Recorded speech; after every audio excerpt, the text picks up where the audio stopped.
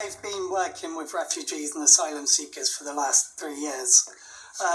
I've got a couple of points to make. First of all, I'm not sure why there's so much focus on preventing people coming to the UK. It would be much more efficient and effective to fix the broken asylum system and, frankly, cruel asylum system that's currently in place. Second of all, regarding, again, stopping crossings to the UK, you're never going to stop people coming here. All that you're really doing is making people take more dangerous measures. Okay. A woman there in the black t-shirt, I think. Yes. I just wondered if you could provide some transparency on how many gangs have been smashed so far. Well, I don't think it would be wise for me on national TV to reveal exactly who we're going after and how. But you can admit you don't know, Stephen, which I suspect is the answer, isn't it? Well, as the Borders Bill goes through, the powers that we're going to have... Yeah, but it's a different question. How many gangs have you smashed so far? That is not... There's no reason you can't reveal that. There have been a number of stories about gangs that we have smashed. We have gone after Kurdish gangs that we've broken down. We've gone after gangs here in the UK. I mean, Stephen is Minister for Care, in fairness. He's not the Immigration Minister, but I think it's fair to say you don't know. Well, look... I'm giving you a reason not to know. They've had a 6-year head start. We are beginning to get on top of it, but it is not something that can be solved overnight. One thing I would say on Harriet's point about not doing any of the processing, well, that's one of the reasons why we've had an explosion in the number of asylum hotels in this country. We have cut the number of asylum hotels from 400 to 200, and we have pledged that by the end of this Parliament there'll be nobody in asylum hotels. If you don't process them, then that's what's going to happen, Harriet. They're going to carry on being in these hotels. But you said there are more people now. Yeah, I find it amazing that a country of how great I believe we are, that we cannot protect our own borders and we've got people coming over in small boats. And I don't understand how that's happening and how we can't use our Royal Navy and actually protect our borders and send these people back. Okay, woman here in the front in the blue shirt. Stephen, you just admitted how difficult the issue is to tackle, and yet the government continues to blame the last government for all the issues that are happening now. Is there no way that the parties can come together and have some cross-party work on this? Because it's a topic that keeps coming up now and again. It's very emotive, and it doesn't seem to be that any one party is going to be able to solve this issue. Nadine.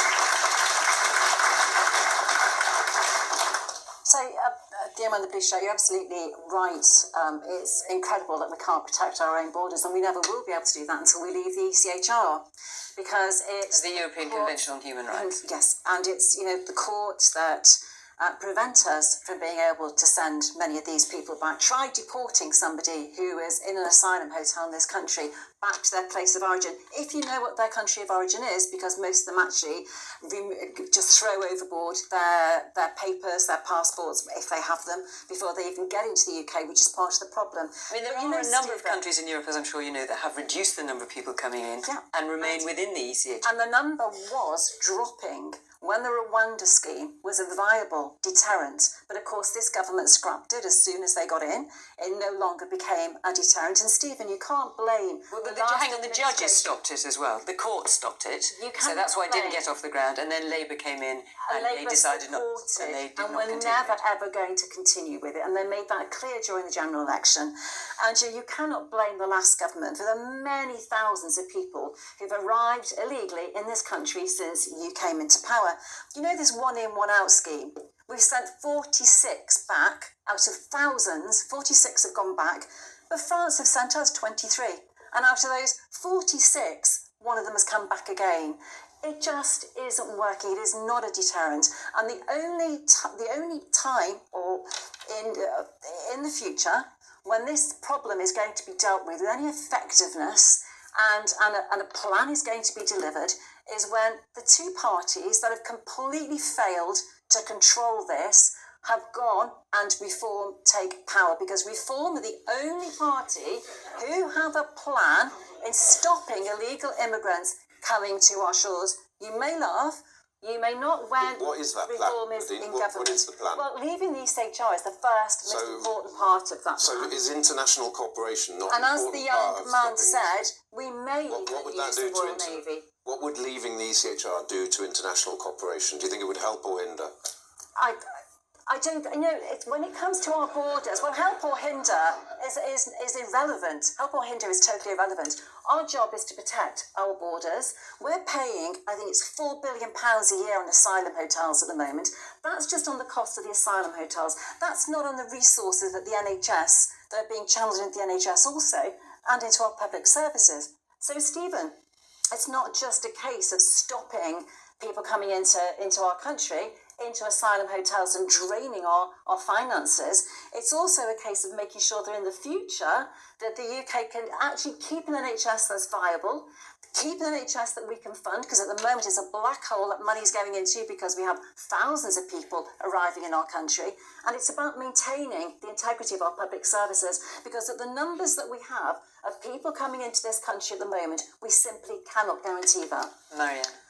I just don't know when we started dehumanising people to the extent that we do.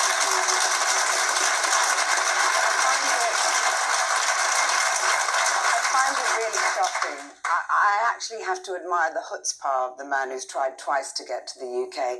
And I'm not saying that he should necessarily be allowed in and that he necessarily has the right qualifications for acceptance, but the fact that he wants to come here that badly, I mean, imagine if nobody wanted to come here, then we'd really be depressed about Britain as a nation, So I'm saying that in a light-hearted way, but I think that, of course it's an issue. It was an issue before the boats, it was an issue with lorries, and it was an issue, but in that time we've also decreased our budget for international development. It's gone down to 0.3%.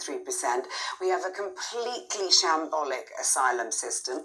You talk about people coming here illegally, but what are the legal routes? We still don't have proper legal routes. We've got conflicts all over the world.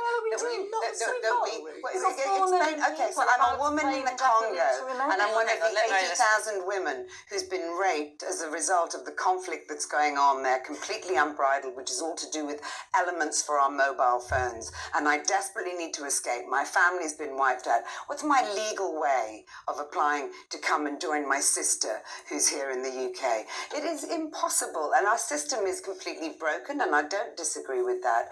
But I think the way in which we talk about people trying to come here and the way we completely ignore the dilemmas that they face and the fact that we have been instrumental as a nation in a lot of those conflicts and as a result, what happened to Afghanistan when we were all absolutely determined that people from Afghanistan should be able to come here because of the way they supported us during that war, and now we're talking about them like they're rubbish on the street. I really think it's a shame that we're allowing reform to set the tone and the agenda in the way we talk about illegal immigrants, and also we talk about people, asylum seekers.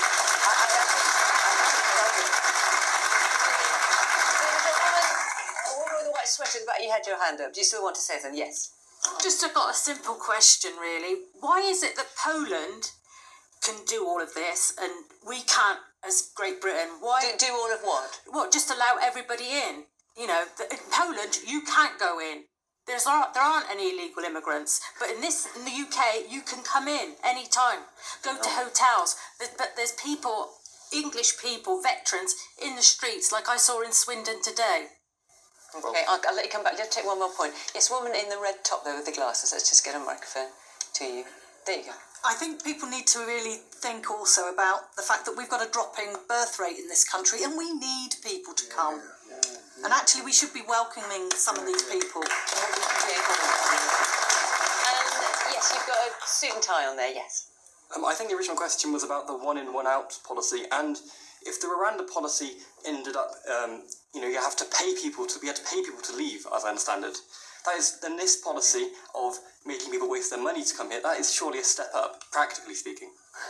Okay, it's one way of looking at it. Let's see if you wanted to come in very briefly before I move on. Very briefly on the question about Poland. So when the United Kingdom was in the European Union, we were part of something called the Dublin Convention. The Dublin Convention enables any country that was a signatory to it to send somebody back to the first country where they tried to claim asylum. But Britain Britain hardly did that. Well, that is what a deterrent is. Yeah, but we had the Dublin Convention, but we actually sent very few people back using that Dublin Convention. Because it was a deterrent, because people weren't coming. Did the small boats issue exist when we were in the European Union? Yes or no? No, it didn't. Because we were part of the Dublin Convention. People came in lorries. Who is the architect? Well, the lorries situation got sorted out by David Blunkett and Nicolas Sarkozy long before that, when we were doing, we did cooperation around Calais and making that the border of the United Kingdom. So what happened when we left the European Union came out of the Dublin Convention. Of course, all the bright idea of somebody called Nigel Farage. That is why I think it's right to call these boats the Farage boats. These are the Brexit boats. When we left the Dublin Convention, we lost the ability to return people to the first country that they claimed asylum in. That's one of the reasons why it's working in Poland, because they are party to the Dublin Convention. Okay, I'm going to